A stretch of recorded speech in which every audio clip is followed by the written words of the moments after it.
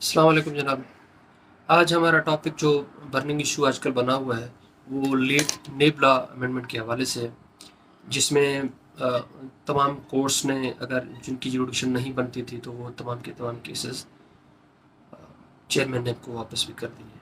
तो इसी हवाले से, क्योंकि ये तो लंबा टॉपिक है, पूरी की पूरी अमेंडमेंट है, मैं इसमें वो चीज़ें डिस्कस करूँगा जो ज़्यादा इम्पोर्टेंट है।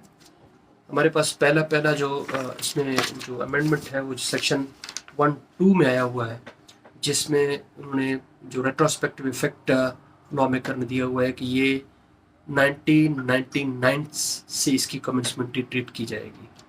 फॉर इंस्टेंस अगर 99 में अगर हम चले जाएं तो 99 फर्दर उसकी जो कमेंसमेंट है जो सेक्शन 2 में मौजूद है वो 1985 से है।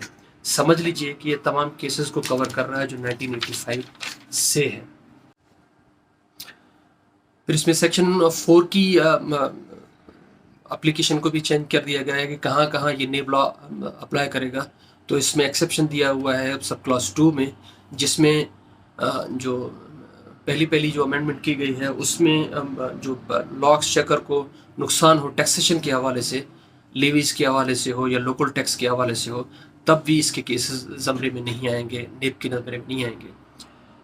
दूसरी अगर कमिटीज़ हैं, मिसाल के तौर पर प्रोविंशियल कमेटी हो गई, फेडरल की जो भी कमेटी हो गई, उनके डिसीशंस भी इनके ज़मरे में नहीं आएंगी।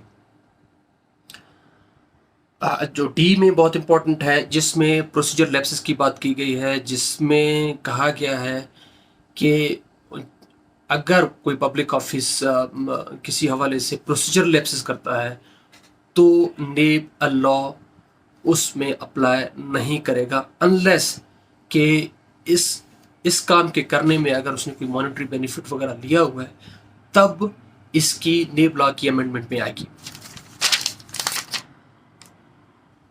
डिसीजन, एडवाइस, रिपोर्ट, ओपिनियन जो भी पब्लिक ऑफिस होल्ड करेगा वो भी इसके ज़मरे में नहीं आएंगी, अनलेस के इस डिसीजन देने में अगर कोई मॉनेटरी बेनिफिट उसने गेन किया हुआ है सब्सटेंशियली, तब इसकी एम्बिट में आएंगी, वरना नहीं आएंगी।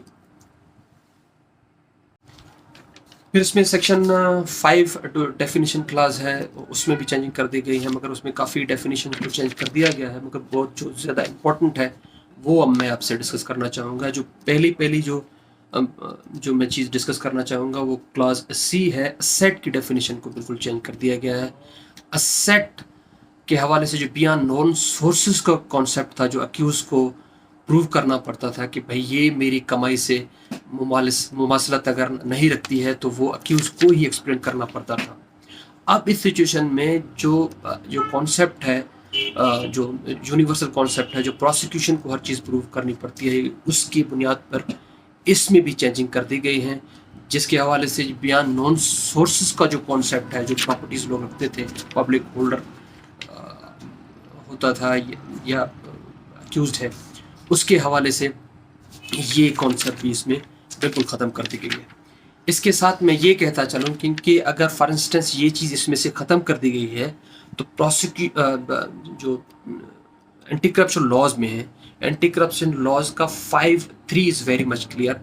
अगर किसी के हवाले से गवर्नमेंट ये समझती है या मिसाल के तौर पर प्रोसिक्यूशन ये समझती है कि इसके पास बियॉन्ड नॉन सोर्सेज कोई अगर प्रॉपर्टी है, तो ये चीज़ 5(3) में एजिटेट हो सकता है।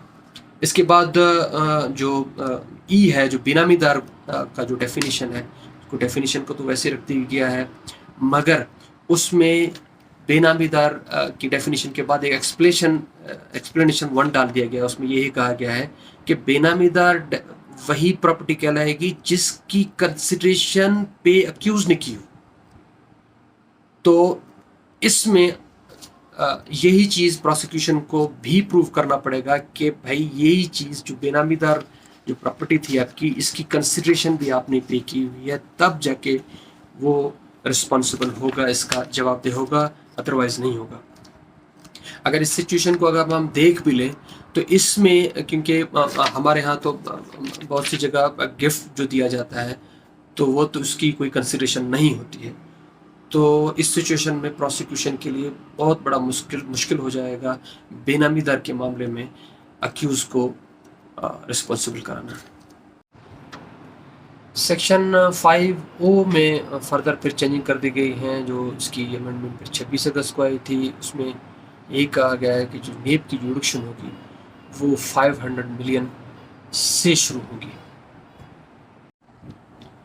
सेक्शन 14 को भी बिल्कुल सिरे से ही ख़त्म कर दिया गया है, जिसमें सेक्शन 14 में ये बात थी कि प्रिजम्पशन ड्रा की जाती थी कि ये प्रॉपर्टी जो इलीगली बियॉन्ड सोर्सेज बनी है तो वो सोर्सेज अक्यूज़ को ही बतानी पड़ती थी। अब तो बिल्कुल ये चीज़ ख़त्म हो गई है, क्योंकि ये बेसिक प्रिंसिपल है जो सुप्रीम कोर्ट ने भी 12 इन चीज़ों में ड्रा किया गया है कि भाई accused should not prove his case beyond the reasonable doubt, but the prosecution should have to prove his case beyond a reasonable doubt। ये चीज़ भी अभी नेब लॉ में नहीं रही है। इसमें सेक्शन 9 में फर्दर चेंजिंग कर दी गई हैं, जिसमें सेक्शन 9 का सब क्लॉज ए उसका रोमन 5 है, उसकी एक्सप्लेनेशन 1 है, जिसमें ये कहा गया है कि प्रॉपर्टी होगी जो टाइटल डॉक्यूमेंट में जितनी भी इनकॉर्पोरेट जिसकी उसकी कीमत होगी वही उसकी प्रॉपर्टी की कीमत होगी, या जो रेवेन्यू अथॉरिटीज़ ने जो इसकी प्रॉपर्टी की कीमत लगाई हुई है वो एंटरटेन होगी अदर प्रॉपर्टी की कीमत। इसके अलावा कोई कंट्रेरी कोई एविडेंस आती है तो वो इनएडमिसिबल होगी। फिर एक्सप्लेनेशन 2 दिया गया है, जो मैं एक्सप्लेन डिटेल में करना चाहूँगा। उसकी वजह ये है कि जो इमरान नियाज़ी साहब की जो पिटीशन लगी थी उन्होंने ये कहा था कि ये जो अमेंडमेंट कुछ की गई हैं स्पेसिफिक पर्सन की गई हैं, जिसमें ये कहा गया है कि ये जो मूवेबल जो मूवेबल असेट्स होती हैं, जो बैंकिंग ट्रांजेक्शन के ज़रिए जो एंट्रीज होती हैं वो असेट नहीं कहलाएंगी, वो असेट कहलाएंगी जो जिस दिन इंक्वायरी इनिशिएट हुई है उस दिन कहलाएंगी।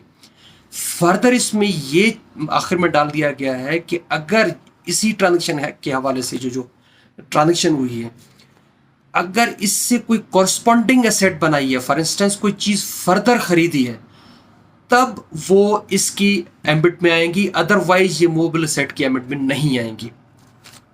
जिसमें मिसाल के तौर पर उनका कहना है कि ये चीज़ें जो बैंकिंग ट्रांजेक्शन जितनी भी जरदारी साहब या शहबाज शरीफ साहब की हुई हैं उनको प्रोटेक्ट करने के लिए ये एक रेडिकल अमेंडमेंट की गई है जो उनके लिए एक्सेप्टेबल नहीं है, और ये सुप्रीम कोर्ट में पेंडिंग है। देखते हैं कि सुप्रीम कोर्ट इसमें क्या फैसला सुनाती है, ये अभी क्वेश्चन है सुप्रीम कोर्ट में। सेक्शन 9A(6) में चेंजिंग कर दी गई हैं, जिसमें एक्सप्लेनेशन 1 और 2 डाल दिया गया है। एक्सप्लेनेशन 1 में ये कहा गया है कि कोई भी ऑफेंस नहीं होगा अगर वो अक्यूज्ड परफॉर्मिंग हिज ड्यूटीज़, अगर वो काम करता है गुड फेथ में तो वो नहीं आएगा। ये हकीकत है, ये जनरल कॉन्सेप्ट है। इसमें अगर उसने कोई काम अगर गुड फेथ में किया है तो हकीकत है कि इसमें नहीं आना चाहिए ऑफेंस के एम्बिट में। दूसरी एक्सप्लेनेशन 2 है, जिसमें ये कहा गया है कि अगर ये भी ऑफेंस नहीं कहलाएगा अनलेस एंड अनटिल ये मॉनेटरी बेनिफिट के हवाले से अगर कोई ऐसी मटेरियल एविडेंस आई है तब जाके ये मिसयूज ऑफ अथॉरिटी कहलाएगी, अदरवाइज ये ऑफेंस नहीं है। आखिर में मैं अर्ज़ करता चलूँ कि यही जो अमेंडमेंट कुछ चीज़ें पहली ऑर्डिनेंस जो एक्सटेंड नहीं हो पाई थी उससे भी कुछ चीज़ें ली गई हैं। जैसे सेक्शन 4 की एप्लीकेशन है, सेक्शन 9 में कुछ ऐसी चीज़ें हैं वो इसमें बिल्कुल वैसी की वैसी चीज़ें इसमें फिर डाल दी गई हैं या मैं इसी अमेंडमेंट पे।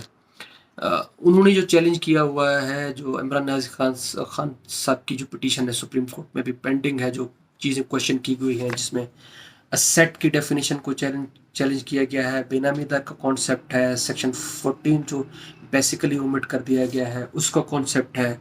उनके कहने का मकसद यही है कि ये जो कुछ अमेंडमेंट हैं ये रेडिकल अमेंडमेंट हैं, जो पर्सन स्पेसिफिक अमेंडमेंट हैं, जो in accordance with the article 25 of the constitution are not sustainable at law।